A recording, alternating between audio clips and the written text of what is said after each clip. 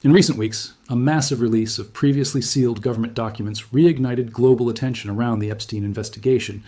And while many expected disturbing revelations, almost no one anticipated that Bitcoin and early cryptocurrency activity would appear repeatedly in the records, triggering viral headlines, intense speculation, and a wave of misinformation across social media, with claims ranging from early crypto influence to outright conspiracy theories, which is exactly why today's video matters, because instead of reacting emotionally or spreading unverified narratives, Finance Lumina is here to calmly examine what these documents actually say, what they do not say, and whether any of it truly changes the long-term reality of Bitcoin and crypto markets.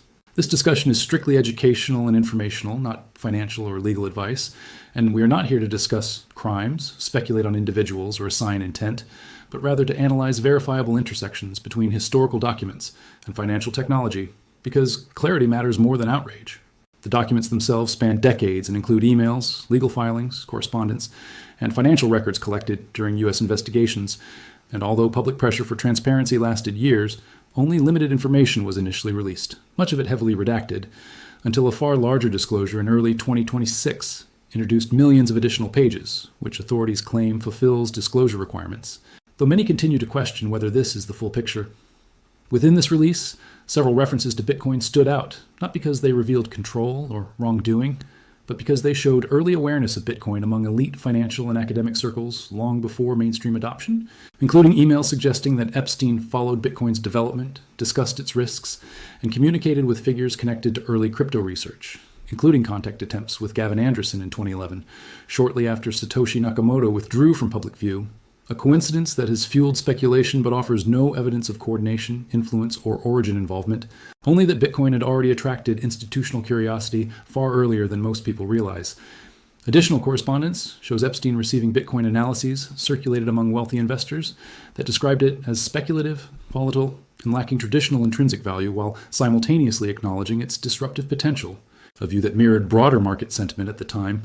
And importantly, these documents portray him not as a Bitcoin advocate, but as a fluctuating skeptic, at times dismissing its value entirely, even advising against buying Bitcoin during the 2017 bull market, a reminder that proximity to innovation does not equal understanding or foresight.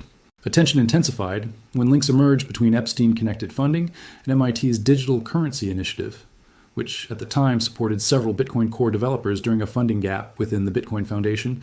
But it is critical to understand that Bitcoin's open source architecture prevents financial backers from exerting control, and there is no evidence of code manipulation, governance influence, or directional authority tied to any donor, a point repeatedly overlooked in online narratives.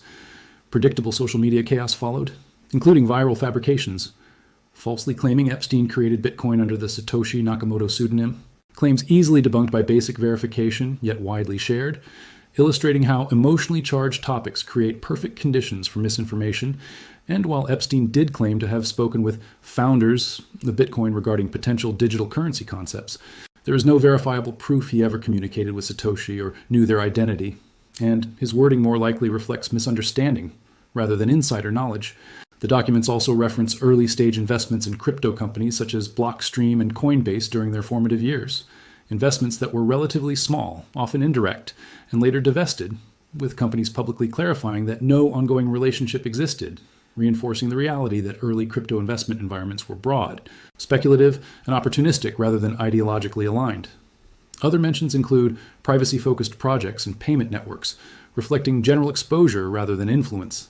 And notably, there is little to no substantive connection to Ethereum or its founders, despite rumors suggesting otherwise. So the central question becomes whether any of this compromises Bitcoin or the crypto ecosystem. And the answer remains no, because Bitcoin does not operate through centralized leadership, authority, or ownership, and cannot be controlled through funding, reputation, or association, which is precisely why it has survived exchange collapses, regulatory pressure, internal debates, and repeated attempts at discrediting over the past decade. While reputational discomfort is understandable when controversial figures appear in historical records, the absence of evidence showing crypto being used to facilitate wrongdoing in this case is significant, particularly for institutional perception, because markets care about systemic risk, not sensational headlines. And Bitcoin's resilience through far greater crises suggests that long-term adoption remains intact.